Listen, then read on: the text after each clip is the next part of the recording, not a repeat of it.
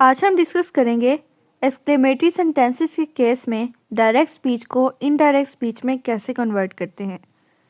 इसको मैंने 2 स्टेप में क्लासिफाई किया है कि हम एक्सक्लेमेटरी सेंटेंस को आइडेंटिफाई कैसे करेंगे। अगर हमें एक्सक्लेमेटरी सेंटेंस का नहीं पता होगा तो हम एक्सक्लेमेटरी सेंटेंसेस के केस में डायरेक्ट स्पीच को इनडायरेक्ट स्पीच में कैसे कन्वर्ट कर सकते हैं।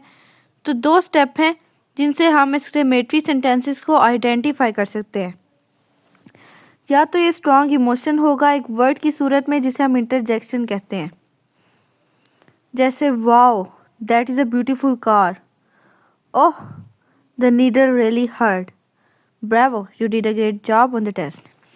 या फिर फीलिंग एक इंटायर सेंटेंस की सूरत में हो सकता है, what a beautiful idea that was, how wonderful the weather is today, what a mess you have made.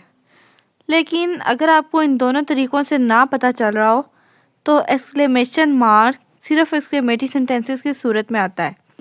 तो जहाँ पे भी हम एक्सक्लेमेशन मार्क देखें, जैसे इधर वाव के बाद है या फिर सेंटेंस के एंड पे, तो वो डेफिनेट है कि ये एक्सक्लेमेटरी सेंटेंस ही होगा।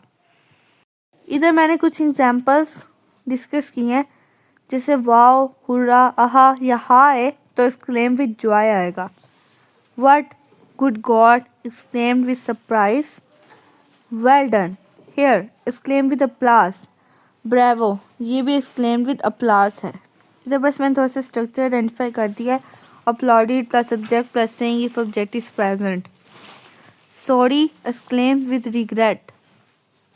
नॉनसेंस उफ एक्सक्लेम विद कंटेम्प्ट। इसी तरह हमारे पास कुछ और वर्ड हैं, जैसे ओह एक्सक्लेम विद सरप्राइज या सॉरो। ये डिपेंड करता है कि सेंटेंस कैसा है। ओह आई डिड दिस, ये सरप्राइज के केस में है, या फिर ओह ही वॉज डैड सॉरो के केस में है। इसी तरह हाउ सरप्राइज के तौर पे भी हो सकता है और रिग्रेट के तौर पे भी हो सकता है। अलास सॉरो के तौर पे भी हो सकता है और ग्रीफ के तौर पे भी हो सकता है। आह सॉरो के तौर पे भी हो सकता है, ग्रीफ के तौर पे, ये जॉय के तौर पे भी हो सकता है।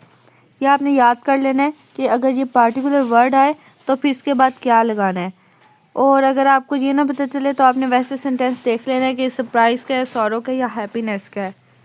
अगर फिर भी आपको पता ना चले, ये बहुत रेयर केस है और आखिरी कंडीशन होती है, तो आप हाली एक्सक्लेम्ड विद दैट लगा सकते हैं, पर बेहतर होगा कि आप इसको प्रेफर ना करें। तो जब हमने डायरेक्ट स्पीच को इनडायरेक्ट स्पीच में कन्वर्ट करना है तो हमने इन सिंपल सेंटेंसेस को exclaimed with Joy, sorrow, surprise depending on the sentence convert कर देना है। ये पहला स्टेप है हमारे पास। स्टेप नंबर 2 है हमारे पास, अगर हमारे पास फर्स्ट पर्सन हो आई या वी तो हम सब्जेक्ट के मुताबिक चेंज करेंगे। अगर हमारे पास सेकंड पर्सन हो जैसा कि यू है तो हम ऑब्जेक्ट के मुताबिक चेंज करेंगे। और third person he she it they के केस में नो चेंज। इसको हम ऐसे याद करते हैं SON सन, नीचे 1 2 3। First person will change according to subject, second person object के मुताबिक और third person no change. Rule number 3 हमारे पास है कि हम डिफरेंट टाइम स्पेसिफिक वर्ड्स को अपडेट कर देते हैं। जैसे हमारे पास हेयर देयर में कन्वर्ट हो जाता है, tomorrow the next day, today the next day, yesterday the previous day, this that, now then और टुनाइट दैट नाइट में कन्वर्ट हो जाता है। अब हम यहाँ सारे सब्जेक्ट्स को सारे स्टेप्स को समराइज़ करते हैं। ठीक है, 7 स्टेप्स हैं। सबसे पहले हमने आइडेंटिफाई करना है कि ये एक्सक्लेमेटरी सेंटेंस है। उसके लिए मैंने बताया था सबसे बड़ी निशानी एक्सक्लेमेशन मार्क होता है। फिर चेंज ऑफ रिपोर्टिंग वर्ड, ठीक है, जिस तरह का फिक्रा होगा सेट आएगा तो पास्ट में, या फिर मैंने बताया था पास्ट परफेक्ट में। अगर आप इन सब के बारे में जानना चाहते हैं ना कि ये टेंसेस कैसे चेंज होते हैं, तो मैंने सिंपल सेंटेंसेस की डायरेक्ट इनटू इनडायरेक्ट स्पीच चढ़ाई हुई है, तो आप वो वीडियो देख लें। यहाँ पे सिर्फ मैं एक्सक्लेमेटरी सेंटेंसेस के केस में उसको रिवाइज कर रही हूँ सिनेरियो को। फिर हम रिप्लेस कर देंगे कोटेशन मार्क को विद दैट के साथ, जैसे exclaimed with Joy, exclaimed with sorrow या एक्सक्लेम्ड विद दैट, ऐसे आ जाएगा।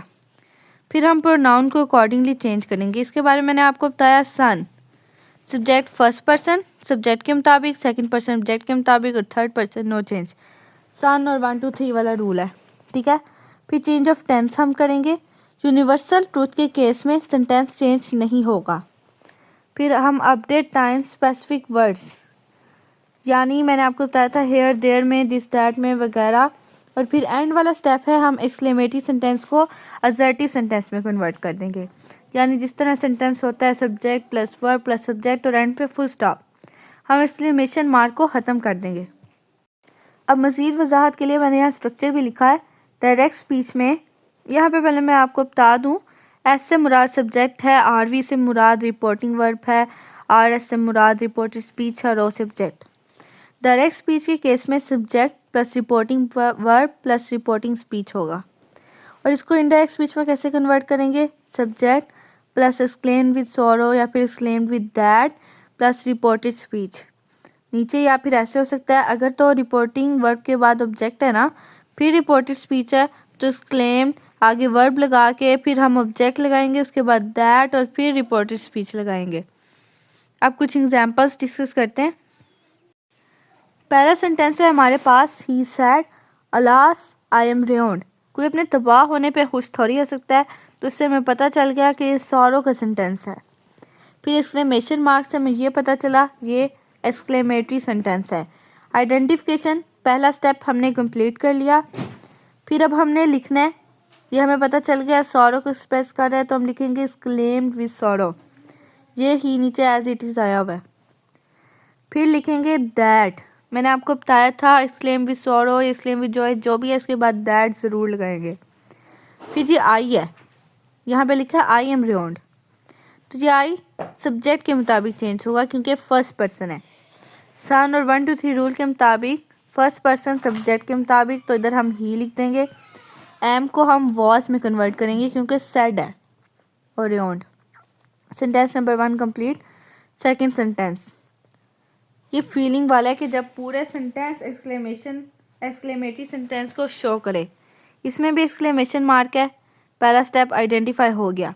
फिर शी आगे एक्सक्लेम्ड विद वंडर है, हाउ टॉल द बिल्डिंग्स। हमें तो नहीं ना पता कितनी टॉल बिल्डिंग है, तो हैरानी से कह रहे हैं कि इतनी टॉल बिल्डिंग कि हम उसको गिन भी नहीं रहे, फिर भी हम कह रहे हैं कि इतनी टॉल बिल्डिंग, यानी वो वाज़ह नज़र आ रही है।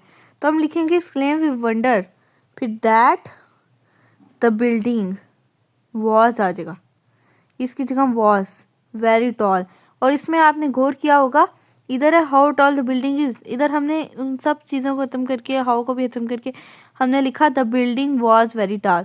ये एक सिंपल सेंटेंस बनता है अगर हम पिछले वाले को एक्सक्लूड करके इसको पढ़ें, the building was very tall.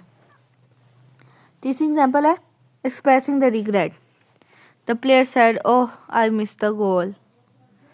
तो इसमें हम क्या करेंगे, the player exclaims with regret, उसको पछतावा हुआ है कि मैं गोल कर सकता था। इसमें हम सॉरो लिखें तो भी सही होगा, लेकिन रिग्रेट ज़्यादा बेहतर है। एक्सक्लेम विद रिग्रेट, दैट आ गया, ही आई फिर से फर्स्ट पर्सन है, तो ये सब्जेक्ट के मुताबिक ही में हम उसे ले गए। हैड क्योंकि ये पास है ना, पास परफेक्ट में होगा, मिस्ड द गोल।